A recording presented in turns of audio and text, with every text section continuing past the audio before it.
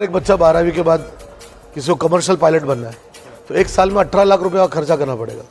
अगर उसको Indian air force में पायलट बनना है तो एनडीए का 100 रुपये का फॉर्म है। अगर लड़कियां हैं तो वो 100 रुपये भी नहीं लेते गवर्नमेंट।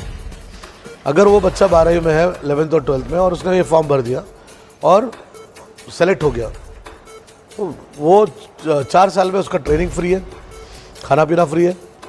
और उसकी उम्र होती है 17 और 4 कितना हो गया 21। 15 साल सर्विस किया तो 36 ईयर्स में रिटायर हो सकता है। रिटायर होकर जब बाहर आता है तो प्राइवेट एयरलाइन उसको 1 महीने का क्या पगार देते हैं मन, कम से कम 6 लाख रुपये। ये बात का अवेयरनेस ही नहीं है। और कमर्शियल पायलट पढ़ने जाएगा 4 साल, कोई गारंटी नहीं जॉब। और ये 19 साल तक बच्चा एयरफोर्स में ऑफिसर बन सकता है, चाहे लड़का हो या लड़की हो। उसी तरह से वो जैसे सर ने बताया हमारे बच्चे सब एनडीए छोड़ के जेडब्ल्यू और नीट करते हैं। आप नीट भी करो ना, नीट के साथ आप एएफएमसी का भी एग्जाम दो। आर्म फोर्सेस मेडिकल कॉलेज में अगर आपके बच्चों को नीट में कर्नाटका में भी सीट मिला तो भी गवर्नमेंट सीट को पैसा भरना पड़ता। लेकिन अगर आर्म फोर्सेस मेडिकल कॉलेज जो पूना में है 120 में से 20 सीट लड़कियों के लिए, आपका एमबीबीएस गवर्नमेंट के खर्चे पे होगा। एमबीबीएस के बाद एमडी बनेंगे तो भी गवर्नमेंट के खर्चे पे होगा। आपको बाहर पढ़ना है तो भी गवर्नमेंट के खर्चे पे होगा। 15 साल के बाद रिटायर हो जाओ, डिस्पेंसरी स्टार्ट करो। तो इस चीज़ का अवेयरनेस नहीं है।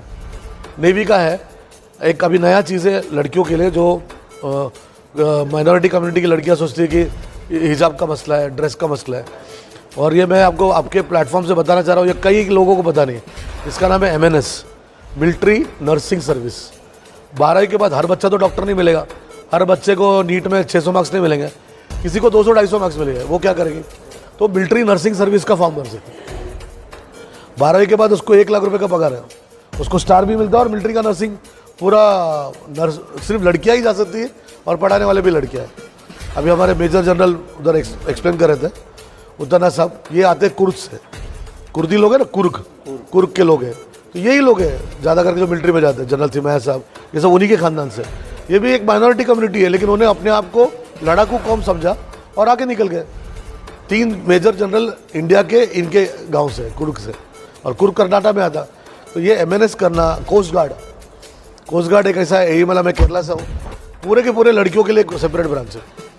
अच्छा, किसी को मैथ्स से डर लगता है, कोई ये समझता है कि मैथ्स नहीं आया तो ऑफिसर नहीं बन सकता, तो ऑफिसर ट्रेनिंग एकेडमी है जहाँ पे बगैर मैथ्स का भी आप ऑफिसर बन सकते हैं। तो चाहे लड़का हो या लड़की हो या किसी भी लेवल का हो, अगर उसके अंदर थोड़ा जनरल नॉलेज है, थोड़ा मैथ्स है, थोड़ा इंग्लिश है, थोड़ा साइकोलॉजी है, तो वो बगैर माँ बाप के पैसे से आगे अफसर बन सकता है। कैसे कॉन्टैक्ट करें सर, किसे कॉन्टैक्ट करें? सिर्फ लोग यूट्यूब में देखते हैं और छोड़ देते हैं। नहीं, यूट्यूब में देख के छोड़ना नहीं। जैसा अभी परवेज साहब जो कर रहे हैं ना, इसका अवेयरनेस नहीं है। हमारा कम्युनिटी क्या सोचता, भाई मैं तो फ्रूट बेच के 2000 कमा रहा, तो महीने में कितना हो गया अनीस भाई, 60,000 तो मैं कमा रहा हूँ। आप मेरे बच्चों को मरने के लिए 30,000 के लिए नौकरी क्यों दे रहे?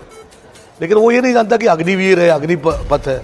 अभी 2 चीज़ गवर्नमेंट का जो नया स्कीम है ना, ये 30,000 रुपये आपको हर महीना मिलता है, ठीक है।